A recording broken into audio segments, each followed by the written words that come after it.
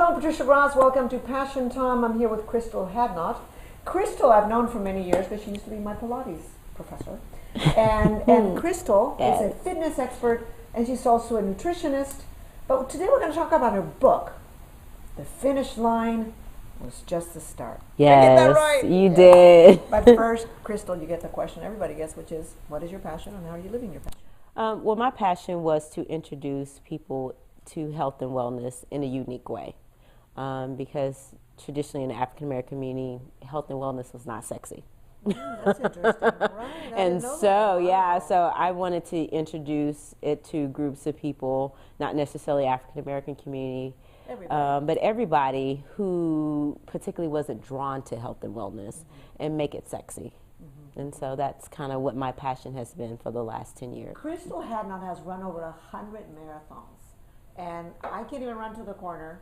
I don't know how you did it. How did you start? I started because I had a freak accident at work. I slipped and fell at work, ended up having, being paralyzed from hip to foot, but it was temporary, which is paralysis. So I had no movement for 6 weeks on my entire left side from hip to foot. Muscles retrophied, so I had to learn how to walk all over again.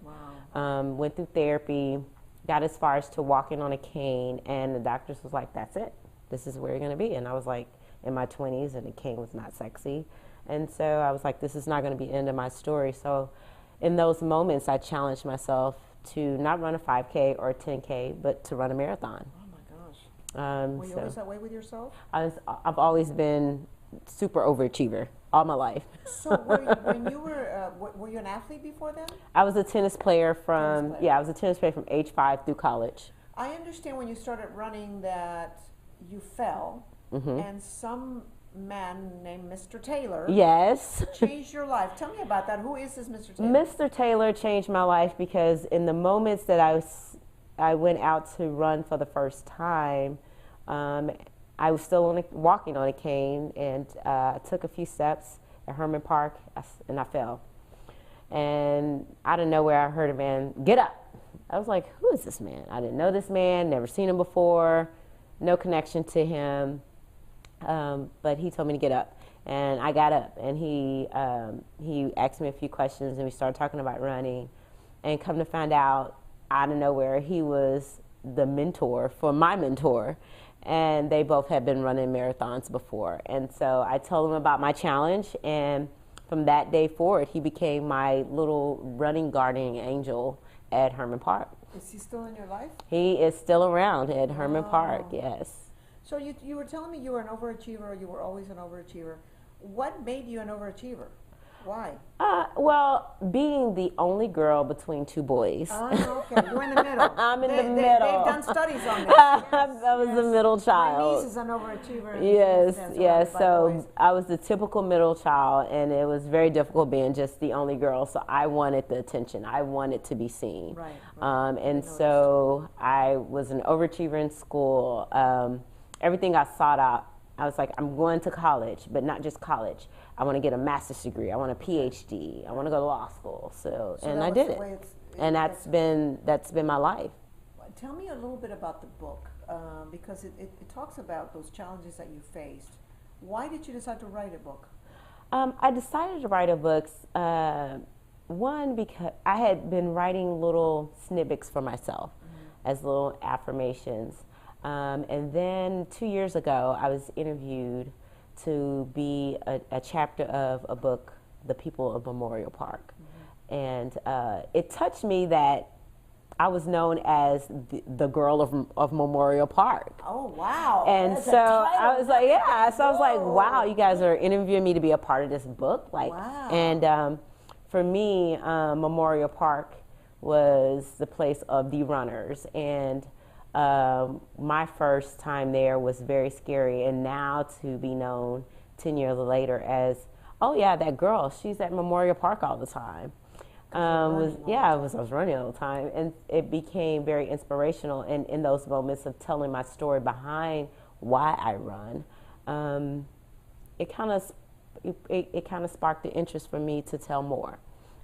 So it went further from there. Why do you run? I run, initially it was because I was setting out a goal to run a marathon because I couldn't walk. After crossing that first finish line, it became more of a feeling of feeling like Superwoman or Wonder Woman. And I felt like I can accomplish anything. Yeah, it gives you this sense, right? the endorphins, and then this sense of accomplishment. And so I signed up for another one. And I realized that I took that sense of accomplishment in different things in my life. And so I signed up for another one. And I just kept signing up for more and more and more because I enjoyed the physical feeling of the endorphins. I was enjoying the way my body was healing. And I was really starting to enjoy and fall in love with the act of running itself. Right. No, I think people who run marathons, they have a connection to running that most people don't have. Yeah. Because to be able to withstand the pain, you know what they call the wall. Yes, like the wall. Right? The last 6 miles. 6 miles. Yeah. The wall and the pain and the suffering. And, but there's something else they're getting out of it that most of us don't understand. I tell people with running, it was like a spiritual encounter for me. I tell people just as a sense of experiencing the Holy Ghost. For me was the same with running. And I tell people the reality is the first time I experienced a spiritual high, I was actually running. And so to have those two things connect and happen at the same time for me, running became this spiritual journey for me. And then later on it became a ministry because I tend to minister to others through running. Wow. Okay, let's talk about why people, if you're not a runner, should people read this book? Is it about running or is it about something else? So it's about running, but it's about life. Each chapter talks about a different part or a segment or a story in my life that was super synonymous to a part of the marathon. The book starts off with talking about the training grounds, what you do to train leading up to a marathon. And I talk about my childhood, how my childhood became the training grounds for what I ended up becoming to do as my purpose as an adult. And in the middle of the book, I talk about the halfway point of the marathon, but it ended up being the halfway point of what I thought my passion should be, and some shifts and some changes happened, different emotional things. So I really viewed different parts of my life as if I was going through this race, running the actual marathon itself. And of course, I tell people, like, when I got diagnosed with Graves' disease, that to me was my wall. That's another wall. That was a wall. I was hitting a wall. I was at my mile 20 in my life. And then I talk about, okay, after you finish a marathon, so after I've done 100 marathons, now what? What's next for my life? That was my next question. Yeah, so what's next? What do you do? Yeah, what do you do next? Higher? Yeah, so what's the next step? And for me, the next step is not to just start doing it for me, but to figure out how I want to give back to the running community.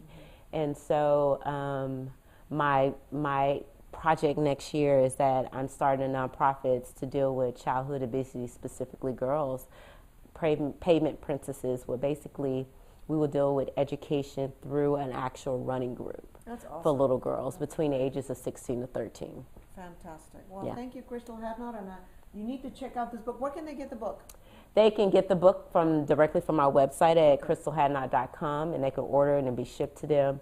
By January, the book will be on Amazon, iBooks, Google, Kindle, everywhere. It's called The Finish Race. The finish line was just the start. Was just the start. The finish line was just the start. Yes. Thank you so much for joining us. Thank you. Thank you. And we'll see you next time on Passion Time.